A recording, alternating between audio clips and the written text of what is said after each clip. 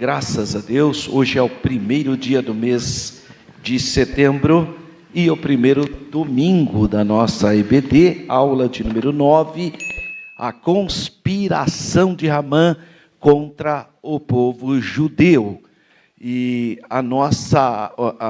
o nosso texto áureo está em Mateus capítulo 10, versículo 22, que o Senhor Jesus diz aos seus discípulos: e odiados de todos sereis por causa do meu nome, mas aquele que perseverar até ao fim será salvo.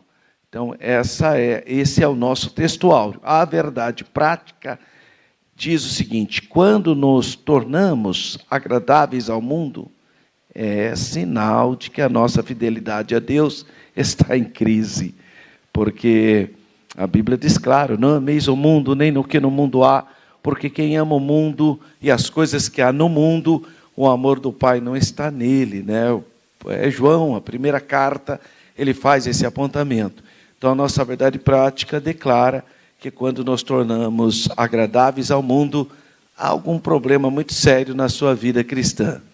Leitura bíblica em classe está no livro de Esther, capítulo 3, versículos 7 a 11, e depois também no capítulo 14, versículos 1 ao 4. Eu quero convidar os irmãos que estão presentes para que reverentemente se coloquem de pé para a leitura da palavra de Deus. Você que está aí no conforto do seu lar, pode nos acompanhar também pela tela, ou abra sua Bíblia, ou abra sua lição para poder nos acompanhar. Esther, capítulo 3, versículos 1 a 7, diz assim: no primeiro mês, que é o mês de Nisan, no ano do 10º do rei Assuero, ele lançou por, isto é, a sorte perante Hamã, de dia em dia e de mês em mês, até ao 10º mês, que é o mês de Adar. E Hamã disse ao rei Assuero: existe espalhado e dividido entre os povos, em todas as províncias do teu reino, um povo cujas leis são diferentes das leis de todos os povos, e que não cumpre as leis do rei, pelo que não convém ao rei deixá-lo ficar. Se bem parecer ao rei, escreva-se que os matem, e eu porei nas mãos dos que fizerem a obra 10.000 talentos de prata, para que entre nos tesouros do rei. Então tirou o rei o anel da sua mão e o deu a Hamã, filho de Hamedata, agagita, adversário dos judeus. E disse o rei a Hamã: essa prata te é dada, como também esse povo, para fazeres dele o que bem parecer aos teus olhos. Esther 4, 1 a 4. Quando Mardoqueu soube tudo quanto se havia passado, rasgou Mardoqueu as suas vestes, e vestiu-se de um pano de saco com cinza, e saiu pelo meio da cidade, e clamou com grande amargo clamor, e chegou até diante da porta do rei, porque ninguém vestido de pano de saco podia entrar pelas portas do rei. E em todas as províncias aonde a palavra do rei e a sua lei chegavam, havia entre os judeus grande luto, com jejum e choro e lamentação, e muitos estavam deitados em pano de saco e em cinza. Então vieram as moças de Esther e os seus eunucos, e fizeram-lhes saber com o que a rainha muito se doeu, e mandou vestes para vestir a Mardoqueu e tirar-lhe o seu cilício, porém ele não as aceitou. Amém. Vamos orar? Pai Santo, Deus eterno, uma vez mais te damos graças por esse primeiro dia do mês de setembro, nós estamos na tua casa, na tua presença, para aprender da tua palavra. Abençoa cada família aqui representada, cada pessoa que nos acompanha de maneira remota, que a tua boa mão, que as tuas misericórdias, que a tua bênção alcance a todos. Abençoa o teu povo, Senhor, e nos instrua, que possamos crescer na graça e no conhecimento de nosso Senhor. Pai, assim nós te pedimos com fé, com ações de graças, em nome do Senhor Jesus. Amém. Graças a Deus. Por gentileza, podeis sentar. Irmãos amados, nosso texto maior, o texto magno dessa aula de número 9, está no Evangelho de Mateus, capítulo 10, versículo 22, e odiados de todos sereis por causa do meu nome, mas aquele que perseverar até ao fim será salvo. Palavras do Senhor Jesus. Então o nosso texto áureo, especificamente dessa lição, está no capítulo 10 do Evangelho de Mateus, versículos 1 a 42. Nesse contexto está a missão que o Senhor Jesus está dando aos seus 12 discípulos. Ele fala uma série de advertências para os seus discípulos. E especificamente no versículo 22, que é o nosso texto maior, se lê: sereis odiados de todos por causa do meu nome. O ódio contra o Senhor Jesus, contra o Cristo e os seus discípulos, teve início na segunda viagem dele para a Galileia. A Galileia, na época, era habitada por comunidades judaicas e gentílicas, especificamente comunidades gentílicas. Começou então primeiro entre as autoridades religiosas, porque os religiosos tiveram dificuldade de ver em Jesus o Messias. Eles olhavam para Jesus e viam apenas um servo sofredor. Não é isso que o povo judeu queria e precisava há 2000 anos atrás, quando eles eram oprimidos por Roma. Roma oprimia a Judéia. Roma não acreditava nos judeus, não confiava nos judeus. O rei dos judeus era, na verdade, um idumeu, Herodes. Então, Roma não acreditava nos judeus, não queria que os judeus fizessem parte do exército. E naquela época, o ganha-pão das pessoas, basicamente, ou era comércio, ou era, então, funcionário público, ou era do exército, da onde vem até o termo salário, né? Do pagamento de sal que se dava aos soldados. O soldo, né? Da onde vem o termo moderno hoje, salário. E o exército romano não recrutava judeu, porque não confiava neles, achava um povo que tinha problemas. Então, olha só como que era o ambiente na época do Senhor Jesus. Era um ambiente hostil ao povo judeu. Então, a Judéia perecia de fome. Era explorada por Roma, tirando os impostos. Então, a maioria da população passava necessidade e dependia da esmola do templo em Jerusalém. E quando Jesus chegou, os judeus estavam esperando o quê? Um Messias libertador, revolucionário, que ia quebrar o jugo de Roma e ia reinar implantando 1000 anos.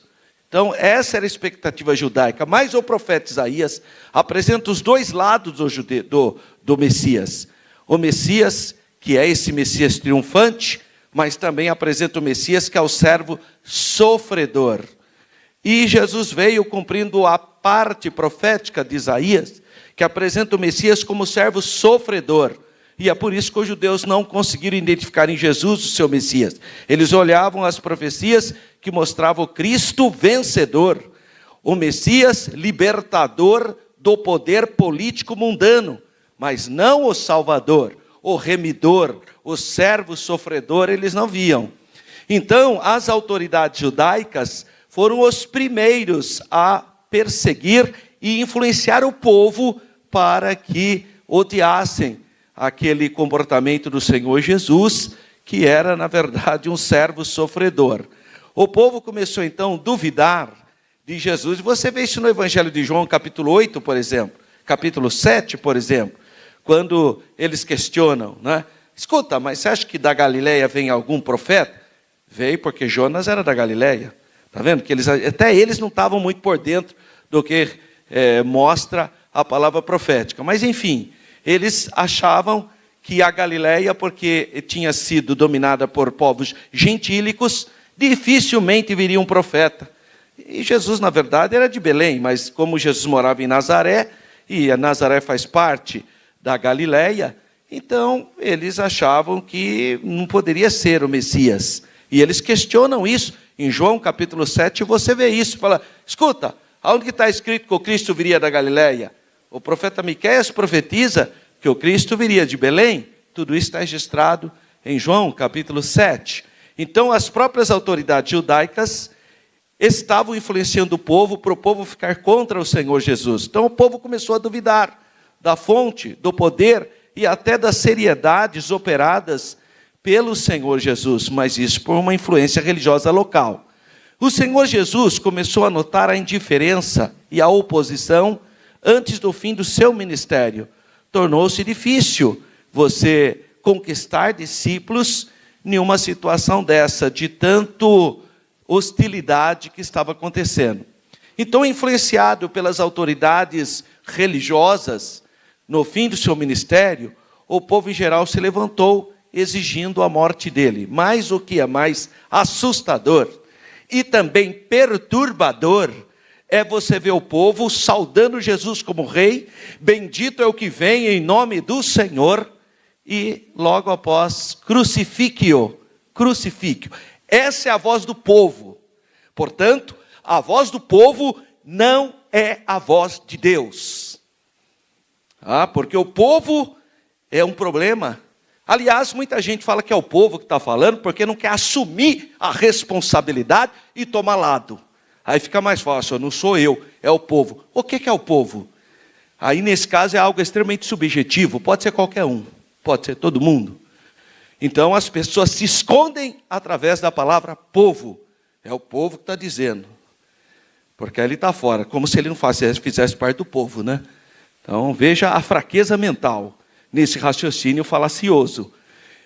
Então a voz do povo, o povo é assim, ele pode estar num momento saudando Jesus como rei, o bendito que vem o nome do Senhor, e um dia ou 2 dias depois está gritando, crucifique-o, crucifique-o. Essa é a expressão do povo. Então é algo que a gente precisa pensar. Seus discípulos então, os discípulos de Jesus, atemorizados, esconderam, perdendo a esperança na realização das chamadas profecias messiânicas, ou promessas do próprio Senhor Jesus. A ideologia de oposição à mensagem de Cristo se propagou, ou se disseminou para o mundo inteiro, como se fosse uma doença infecciosa.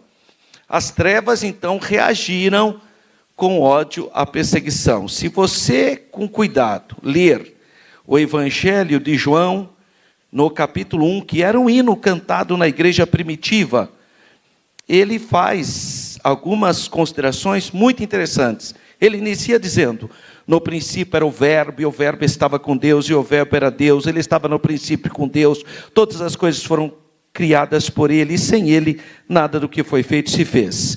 Nele estava a vida, e a vida era a luz dos homens. E a luz resplandece nas trevas, e as trevas não o compreenderam. E aí ele continua falando sobre, no versículo 11, veio para o que era seu, e os seus não o receberam. Então ele vai falando sobre a luz, e aonde a luz chega, ilumina. E ao iluminar, torna-se claro todas as obras, sejam obras boas ou obras ruins. Então a luz, ela incomoda quem tem dificuldades de ter transparência, que vive escondido. Então essa é uma característica do mundo. O mundo ama as trevas, porque protege suas más obras. Então a tentativa do mundo é sempre viver em trevas para poder se proteger. É uma questão então de proteção. Ao invés de vir para a luz, ser liberto, para viver uma vida de transparência, eles preferem ficar escondido nas trevas. Então, aí gera o ódio contra a luz. Uma tentativa, então, de apagar a luz de qualquer maneira, porque senão suas obras serão expostas. Provavelmente, Jesus indicou que a própria mensagem criaria oposição, porque o mundo sem luz, que pratica o pecado nas trevas, nada quer com a luz. Aí ele cita o Evangelho no capítulo 3, versículos 29 a 20. Então, diz assim o capítulo 3, versículos 29.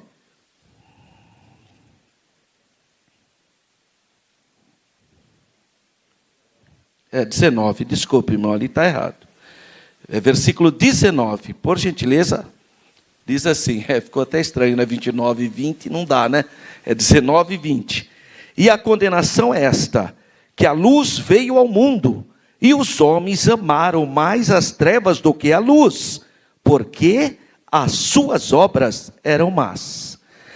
Porque todo aquele que faz o mal aborrece a luz, e não vem para a luz, para que as suas obras não sejam reprovadas. Mas quem pratica a verdade vem para a luz, a fim de que suas obras sejam manifestas, porque são feitas em Deus. Amém, irmãos? Graças a Deus. A começar então pelos apóstolos, as perseguições se prolongaram até o período do imperador Constantino. Tiveram perseguições universais em todo o império, tiveram perseguições regionais ou até perseguições especificamente naquelas cidades e aldeias. Então, as perseguições durante os 300 primeiros anos, pós a morte de Jesus no Calvário, tiveram isso. Primeiro começa a perseguição pelo próprio Estado judeu, na Judéia, e depois a perseguição pelo Estado romano. Aí fica uma perseguição universal. Por que cessou com o imperador Constantino? O imperador Constantino, ele percebeu que havia um grupo de pessoas que se intitulavam cristãs, que praticavam atividades boas, que ele, como um político habilidoso, percebeu que ele devia dar o que para essa religião? Colocar a religião cristã como religião oficial, como ensinam os falsos historiadores, que não são nem historiadores, né? Normalmente são líderes de seitas religiosas, que querem dizer com o imperador Constantino que criou o cristianismo, as grandes doutrinas. Isso é uma bobagem histórica, sem pé, sem cabeça. O que Constantino fez em 313, no chamado Édito de Milão, ou Edito de Milão, foi simplesmente transformar a religião cristã em religião lícita. Só isso. O cristianismo não seria mais uma religião perseguida, uma religião proibida. Ele simplesmente transformou o cristianismo em uma prática lícita. Agora você pode ser cristão. É só isso que ele fez. Então, cuidado com essas seitas religiosas que falam que Constantino que inventou o domingo, substituindo o sábado, foi o Constantino. Aí começa a falar um monte de bobagem. E principalmente, eu vejo isso direto, sabe onde? No YouTube, nas redes sociais, sabe? Gente que não tem conhecimento histórico. Conhecimento histórico, zero. Zero, irmão. Fala que Constantino que inventou o domingo. Esquece essas bobagens. Historicamente há um contexto. Porque Constantino tinha interesse no domingo, é um outro assunto. A questão do Edito de Milão é simplesmente o cristianismo passa a ser uma religião lícita. Quando que o cristianismo tornou-se religião oficial no Império Romano? 380, no chamado Edito, no outro edito, não é no de Milão, Tessalônica, no Edito de Tessalônica, que o cristianismo torna-se religião oficial. Isso é o imperador Teodósio, não tem nada a ver com Constantino. Então, as perseguições, elas pararam com 313, com o Edito de Milão, no Ocidente, mas continuaram no Oriente. as perseguições contra os cristãos. Até que o Constantino unifica o império, e aí toda essa legislação passa para todo o Império Romano.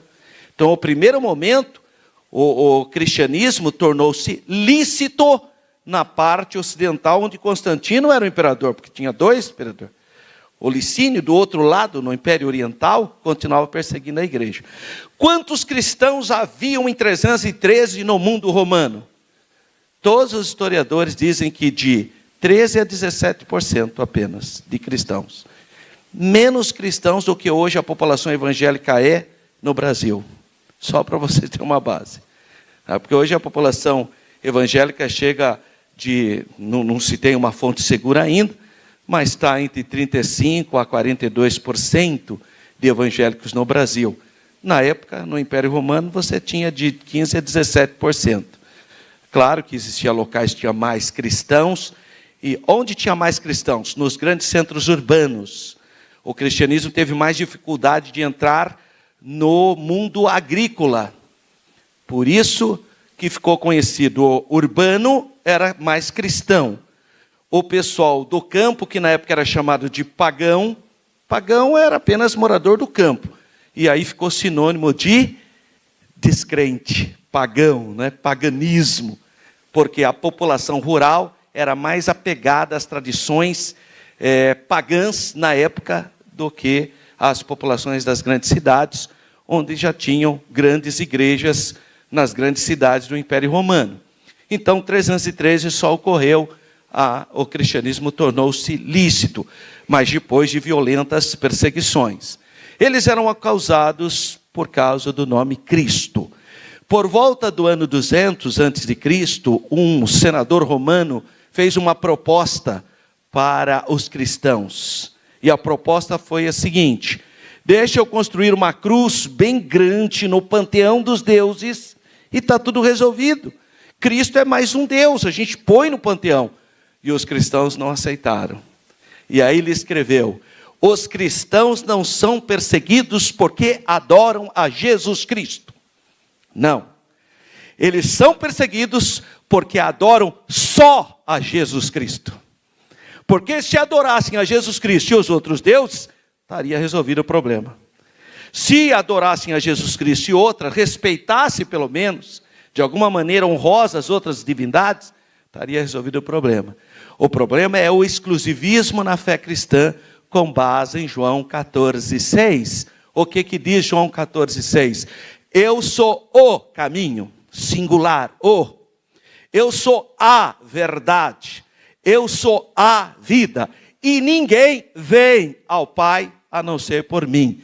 Isso fez o cristianismo uma religião exclusivista. Só existe salvação através da morte expiatória de Jesus Cristo na cruz do Calvário. E isso era um problema para o mundo pagão, como é hoje também. Um problema para o mundo de hoje. Então nós teremos aquela velha ideia, volta a perseguição de novo contra os cristãos por causa do nosso exclusivismo religioso. Então nós somos politicamente errados porque nós cremos que só em Jesus tem salvação. E o que o mundo diz? Todos os rios desaguam no mesmo mar. Todos os caminhos levam a Deus. E aí vem os crentes bíblicos dizendo, não, salvação é só na pessoa bendita do Senhor Jesus. Claro que você vai ser odiado, não tenho a menor dúvida. Então, em face da vida e da mensagem que estavam por trás desse nome do Senhor Jesus Cristo, eles serão perseguidos. O escritor e teólogo Tertuliano, segundo século, ano 150, esse Tertuliano é uma das personalidades teológicas mais relevantes desse período chamado patrística, dos pais da igreja. Porque o Tertuliano, ele criou termos teológicos, termos de cunho teológicos. Por exemplo, é ele que vai chamar a Bíblia de Bíblia, vai oficializar. Os cristãos chamavam a Bíblia. Porque vocês sabem, né? A palavra Bíblia não está na Bíblia. Tá sim, irmão, está na capa da Bíblia. Sim, mas se eu fosse estudar de Bíblia que pôs. A palavra Bíblia não está na Bíblia. O que significa Bíblia? Coleção de livros. Então, os teólogos criaram nomes. Por exemplo, Bíblia, que é a coleção de Bíblia. Os teólogos criaram a palavra, por exemplo, teologia. A palavra teologia não está na Bíblia. Mas o que significa teologia? Estudo sobre Deus. Escatologia, a palavra escatologia não está na Bíblia. O que significa escatologia? O estudo das últimas coisas. Seria o livro de Apocalipse.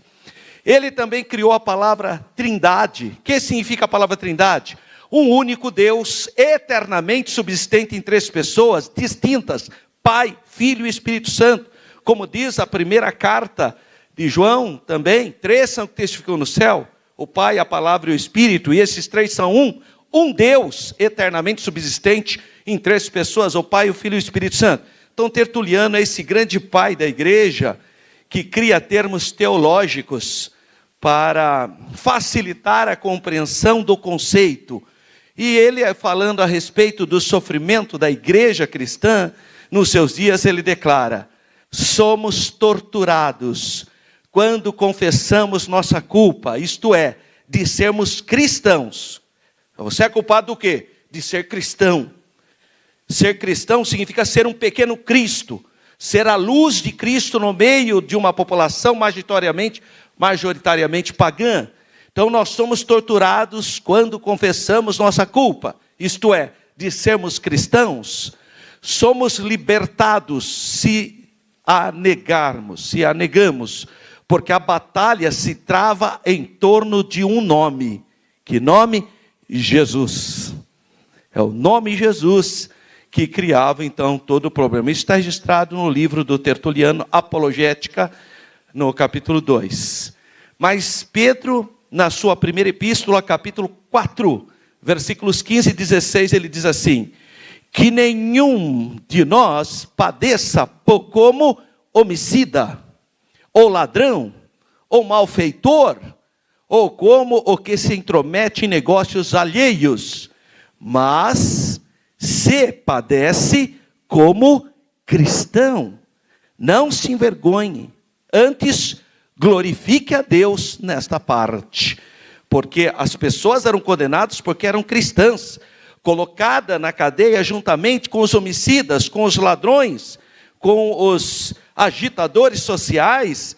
Então Pedro fala: não, você não deve ficar triste, porque você não foi preso por ser ladrão, e não deve ser mesmo preso por isso, ou por ser homicida, mas você pode glorificar a Deus. Não se envergonhe da sua condição, porque você está sendo preso por ser cristão.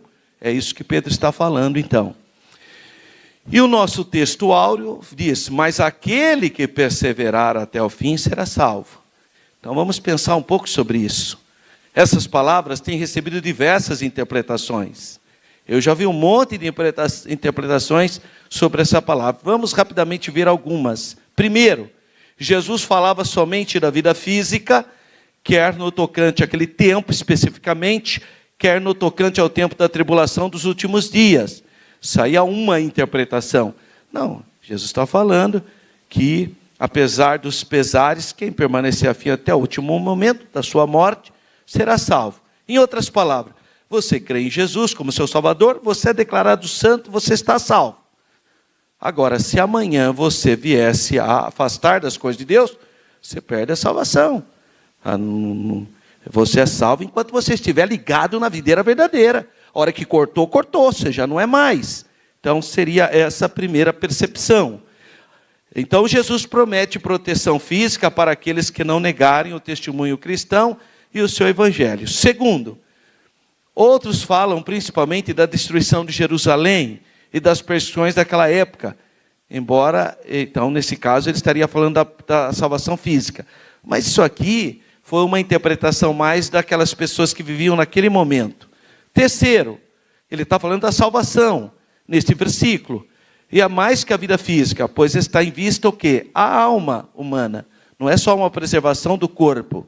Mas a perseverança não é apresentada como condição da salvação, mas como resultado natural da regeneração dos verdadeiros discípulos. É essa a ideia. Aceitou a Jesus, é salvo, está salvo. Agora, fique firme, em comunhão, servindo a Deus, vivendo uma vida de santidade. Porque se desviar dos caminhos do Senhor, não foi fiel até o fim. Então não será salvo. Então seria essa a ideia. Mas então eu já vi pessoas me questionando. Você fala que é salvo? Se Jesus falou é aquele que permaneceu até o fim. Sim, mas se o fim for agora? Está vendo? Falei, é salvo sim. E seu fim foi nesse momento?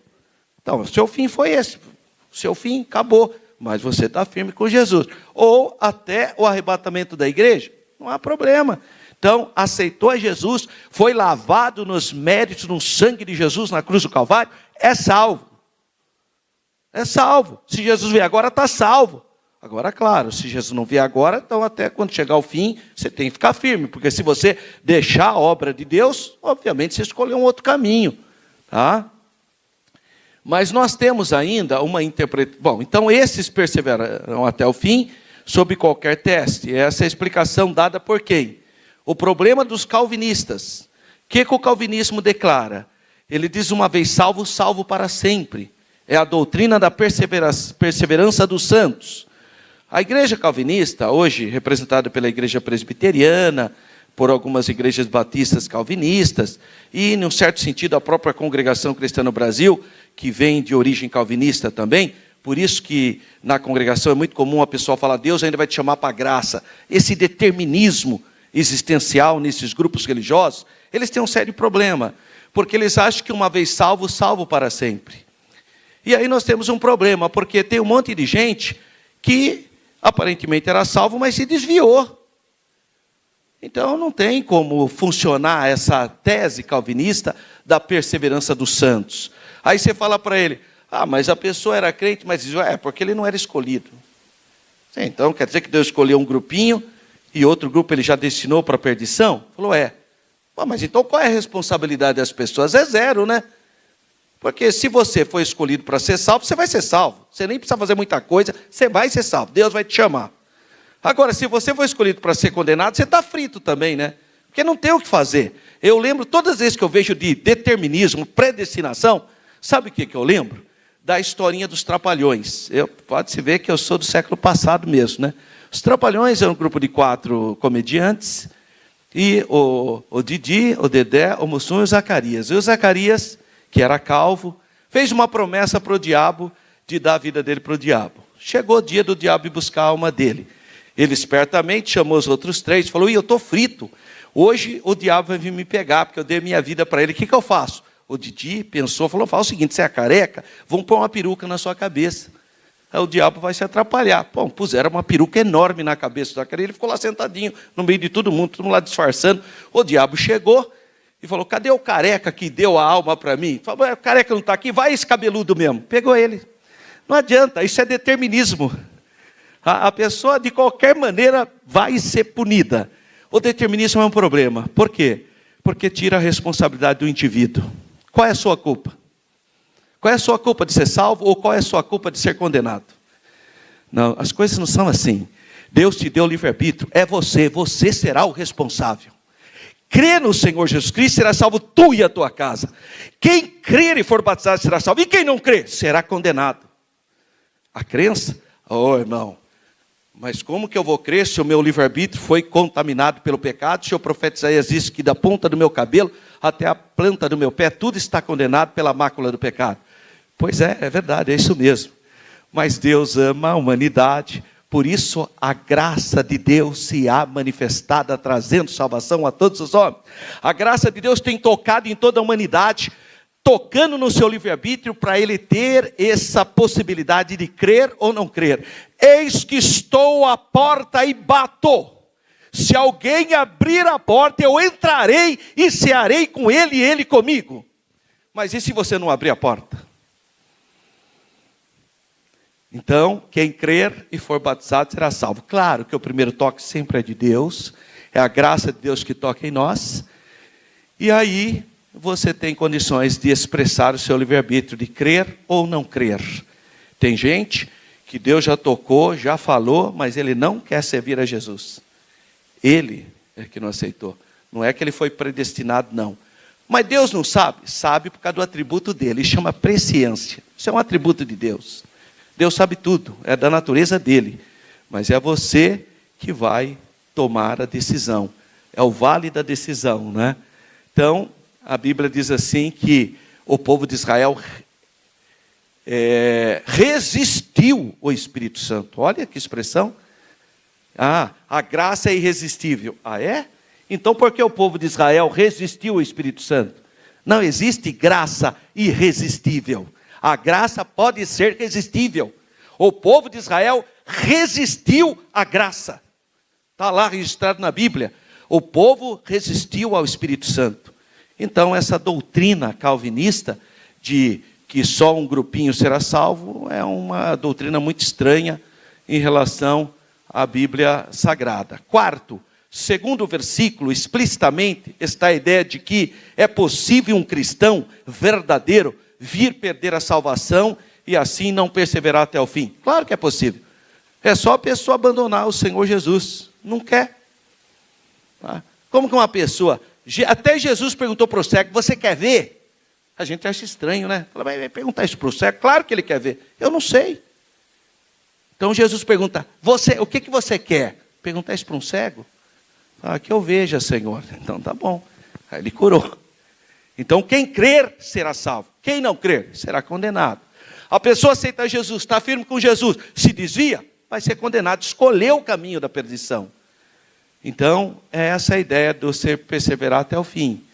Essa é a explicação de quem? De nós, arminianistas, nós da Assembleia de Deus, pentecostais. Nós, então, acreditamos que a expressão será salvo se permanecer fiel, é dentro dessa perspectiva. Hoje, se Jesus vier hoje, você é salvo, você aceitou a Jesus. Mas se Jesus não vier hoje, se você perseverar até o fim, será salvo. Essa é a ideia. Essa é a ideia da precisão. Agora, essa expressão, aquele, porém, que perseverar até o fim será salvo, também está em outras referências. Por exemplo, em Mateus 24:13. Mas ali sim há uma conexão com a destruição de Jerusalém. Porque o Evangelho de Mateus, capítulo 24 e 25, está falando de um período após o arrebatamento da igreja. É um outro contexto. E nós já falamos aqui na igreja sobre esse assunto. Então ele vai falar sobre a destruição de Jerusalém, mas também do momento da grande tribulação. E esse é um outro período, porque a igreja já foi arrebatada. Aliás, ali Jesus fala, né, para as pessoas não fugirem ao dia de sábado, porque ele está falando basicamente para o povo judeu, porque depois do arrebatamento da igreja, Deus vai tratar com Israel de novo. Por isso que o capítulo 24 e 25 está dentro desse contexto. A igreja já foi arrebatada. A mesma ideia, ainda que não as mesmas palavras exatas, surge em outros textos da Bíblia, como em Hebreus, nesses versículos aí colocados. Então está aí uma explanação rápida do Evangelho de Mateus, do nosso texto áureo. Vamos para a lição?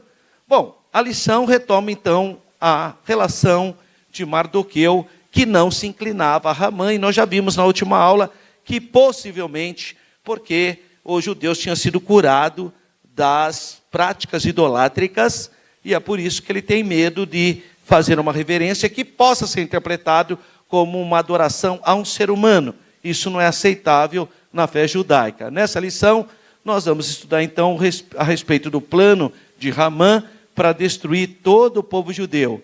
Vamos ver também como o povo judeu tem sido perseguido ao longo da história, mas Deus tem preservado. Não adianta, irmão. Você pode ser contra Israel, você pode não acreditar na Bíblia, pode fazer o que você quiser, mas você tem que admitir que o povo judeu é o único povo, o único de todos os povos. E aí eu falo para vocês, persas, egípcios, romanos, todos os povos da antiguidade, fenícios, assírios, babilônicos, todos. E aí entra judeu também, que é da mesma época. De todos esses povos, de 4.000 anos atrás, ou 3.000 anos atrás, de todos os povos da história antiga, todos, só o povo judeu, que tem o mesmo território, tem a mesma capital, Jerusalém, tem a mesma língua e a mesma religião. E você vai falar para mim que isso é normal? Como assim, irmão? Nenhum outro povo, alguma coisa mudou nos povos antigos. O Egito hoje não é mais o Egito dos faraós. O Egito hoje tem a capital Cairo, não é a capital antiga deles, que era Mênfis, Tebas. Não fala mais a língua egípcia antiga, o copta, não se escreve mais de maneira hierográfica. A religião é outra, eles são basicamente arabizados, são muçulmanos, outra língua, não tem nada a ver mais. Cadê Roma? Roma hoje é uma cidade, é a Itália, é um estado que nem existia, a Itália. Era um monte de estados independentes. Quem que é Roma? Ninguém fala mais latim, só a igreja católica que fala latim, olha lá ainda. língua morta, religião morta, é outra religião. E Israel, povo judeu, mesma língua hebraico, mesma língua, mesma capital, Jerusalém, mesmo território. Como se explica isso? Então, até racionalmente, não precisa nem de elementos religiosos, a gente percebe que tem algo especial em relação ao povo de Israel. Claro que, segundo a Bíblia, é a providência de Deus. Deus protegeu a sobrevivência do povo judeu. O plano odioso de Ramã, intrigas e patologias do poder. A conduta de Mardoqueu, claro que incomodava Ramã, porque Ramã achava que era o máximo, né? Uma pessoa extremamente orgulhosa. As pessoas questionavam Mardoqueu, falavam, por que você não obedece à ordem do rei de se prostrar e respeitar o Ramã, o primeiro-ministro, ou a pessoa, o vizir, a pessoa mais importante do Império Persa naquele momento? Mardoqueu disse apenas que era um judeu. Claro que aquelas pessoas que também estavam, de alguma maneira, eram seguidores de Ramã, se incomodavam. Porque assim, irmão, quando uma pessoa defende uma outra, isso ocorre aqui no momento político, inclusive, nós estamos vivendo um momento político. Quando uma pessoa defende, é complicado. Você pode apresentar a prova que for, o camarada ficar cego. Não adianta. Não, veja bem. Sempre tem um veja bem. Então, esses seguidores de Ramã, eles não aceitavam Mardoqueu não reverenciar o Ramã como todos reverenciavam. Então, é eles que vão criar uma situação de provocação, dizendo para o Ramã, tem um judeu lá, um tal de Mardoqueu, que ele não te respeita, ele não... Quer dizer, não era isso, eles só não faziam um ritual, porque na percepção, na perspectiva dele, aquilo poderia soar como idolatria. Mas ninguém vai explicar, falar, ele te desrespeita. Olha, o Mardoqueu te desrespeita. Então, parece que fizeram mais, jogaram mais lenha na fogueira. Claro que isso é natural no mundo político, nas cortes, invejas e intrigas costumam reinar em quase todo grupo social. Infelizmente, não devia ser, mas até na igreja. Infelizmente, não devia ser, mas pessoas que ainda não passaram por um processo de santificação que faz com que ela não haja como deve aos santos. Ramã ficou furioso e reagiu da maneira absolutamente desproporcional. Parece uma pessoa aqui no Brasil que puniu 4 milhões de usuários por causa de uma intriga pessoal com o proprietário de uma rede. Até parece, né? Respeitando as devidas proporções. Porque nós precisamos tomar cuidado, irmão. Porque às vezes você vai querer oferecer o remédio para um paciente, você mata o paciente. E remédio não é para matar, é para recuperar a saúde da pessoa, irmão. Então cuidado, porque às vezes você toma uma atitude pensando que você está acertando a pessoa, você está punindo toda a comunidade. Precisa tomar cuidado, irmão. Precisa ter cuidado para que a sua reação não seja absolutamente desproporcional. Irmão? Aquela irmã me tratou mal, também não trago mais a cesta básica para o departamento de assistência social. Você acha que você está punindo uma família? Você está punindo todas as famílias. Então, cuidado com a sua atitude para não ser desproporcional. E depois não tem mais saída honrosa, né? Fica numa situação difícil. Então, revelando uma personalidade doentia, planejou o extermínio de todos os judeus. Foi um judeu que criou o problema. Mas ele já... Olha o problema. Às vezes um crente dá mau testemunho, toda a nossa igreja recebe a fama de uma pessoa que dá mau testemunho. Precisa tomar cuidado, irmão. Mas não é só o mundo em relação a nós, é nós também em relação ao mundo. Não é porque tem uma pessoa lá fora que é maldosa, que todo mundo é assim. Precisa tomar cuidado, irmão. Sabe, esse tipo de nivelar os outros, esse sistema nivelador sempre é por baixo. Pode observar. Então, cuidado, muito cuidado para não ficar generalizando. Só porque viu um caso, irmão, todo mundo. É todo mundo, irmão, uma pessoa, já é todo mundo. Que todo mundo? De onde você tirou isso? Parece os povos do mundo. Os povos do mundo, porque assiste, a única coisa que passa no país dele é o carnaval, então pensa que todo mundo aqui no Brasil vive aquela vida de carnaval. Eles acham. Encontra a gente, não tem nada a ver, eu nunca fui nesse negócio. Então é uma visão errada, uma visão equivocada. Quer dizer, generaliza todo mundo em cima de um caso muito específico. Quem exerce autoridade em qualquer área precisa agir com sobriedade. Precisa ter, sabe? Tem irmãos aí, irmão, que quer que o pastor já exclua. Pare, irmão, o pastor não vai fazer isso, não. Ele tem que pensar. Às vezes você vai... Eu conheço casos, que o pastor não pôde expor certos casos por uma questão de enfermidade, às vezes, de um pai, de uma mãe. Irmão, nós precisamos sempre olhar para um lado mais humano. As coisas não são... Você não sei porque o pastor não tira essa pessoa. Você precisa orar mais, irmão. Você não tem noção do que você está falando. Não sei porque o pastor não age. O pastor tem que orar mesmo. Você está pensando que ele está lidando com um copinho de café? Que a gente toma café e descarta? As pessoas não são copinhos de café. Que usa, né, toma um monte de café, toma água e depois descarta. Joga no lixo. Pessoas não são descartáveis. Pessoas têm que ser cuidadas. Pessoas têm que ser abraçadas. Pessoas têm que ser abençoadas.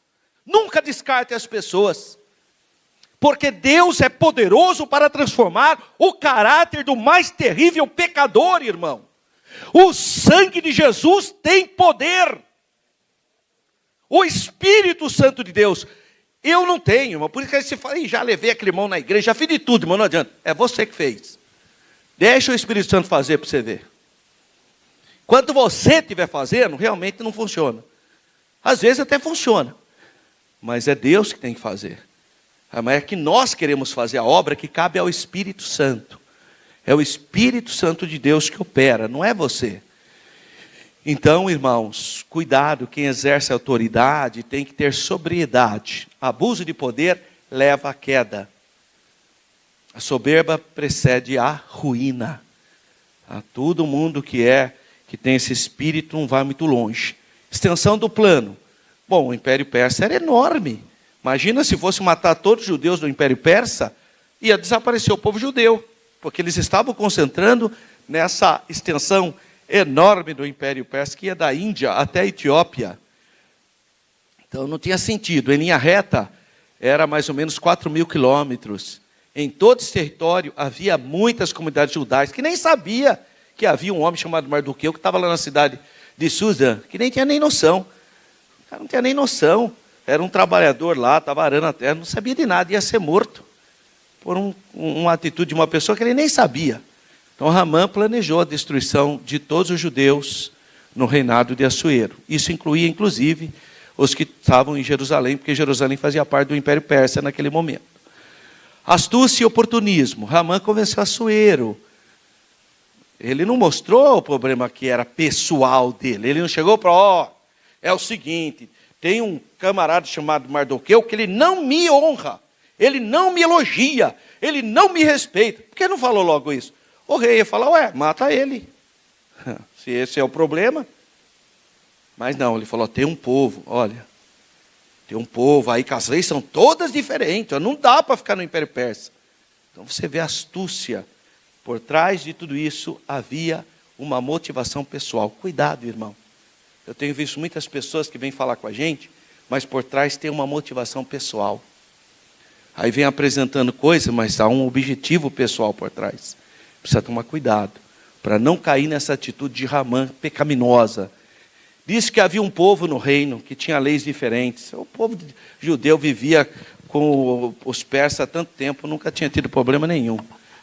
Mas ele achava que esse povo tinha que ser exterminado, por causa de um homem, Mardoqueu. Se Assuero decretasse a morte desse povo, Ramã entregaria para ele 10.000 talentos de prata. Então o tesouro real iria engordar.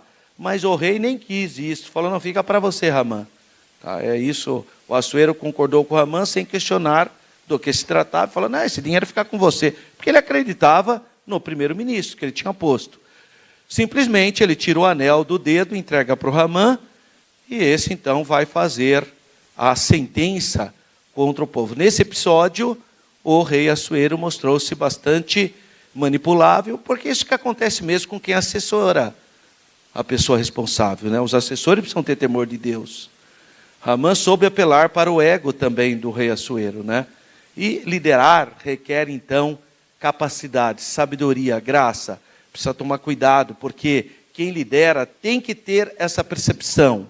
Qualquer líder tem que ter essa percepção que muitas pessoas nos procuram disfarçadas de certas motivações, aparentemente nobres, mas que na verdade são interesses pessoais.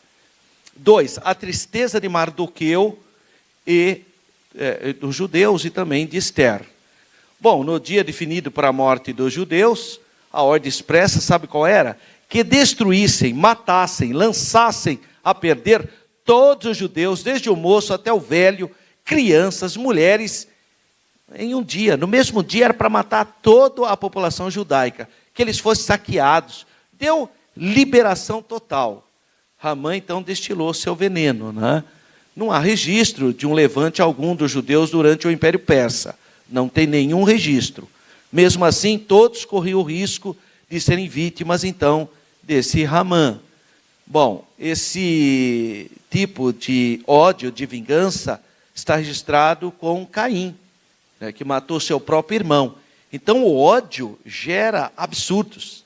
O ódio leva ao pais matarem filhos, filhos matarem pais, maridos matarem esposas, esposas matarem marido.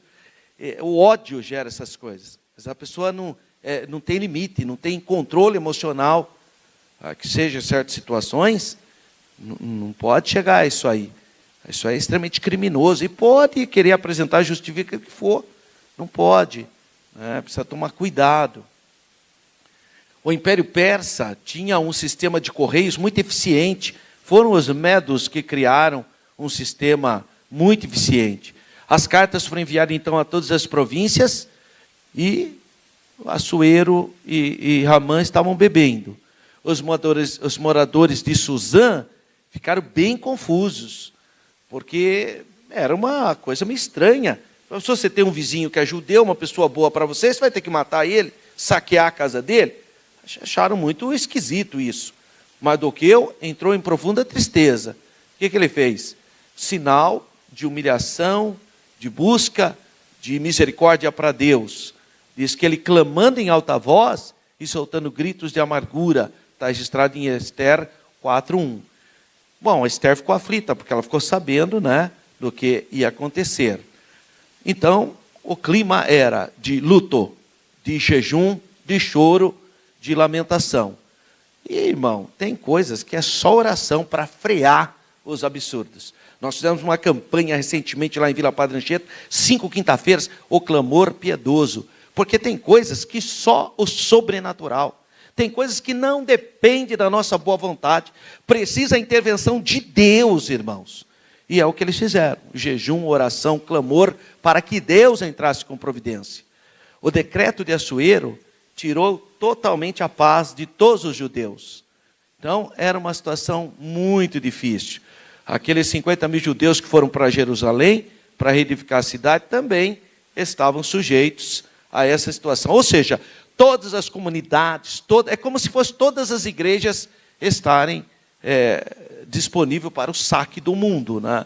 Então, não havia local onde as pessoas pudessem se sentir seguras, né? Só oração. E todos os profetas, inclusive Daniel, faz esse apontamento. Isso tem que ser recorrente hoje na minha vida e na sua. Eu não sei, irmão, você que está aqui presente, ou você que está nos assistindo, eu não sei qual é o vale que você está passando. Mas hoje a palavra de Deus para você é que você ore mais. Assuma um compromisso de orar mais, acorde mais cedo, vai dormir mais tarde, venha nos cultos de oração, venha buscar a face de Deus, clame, rasgue o seu coração diante de Deus.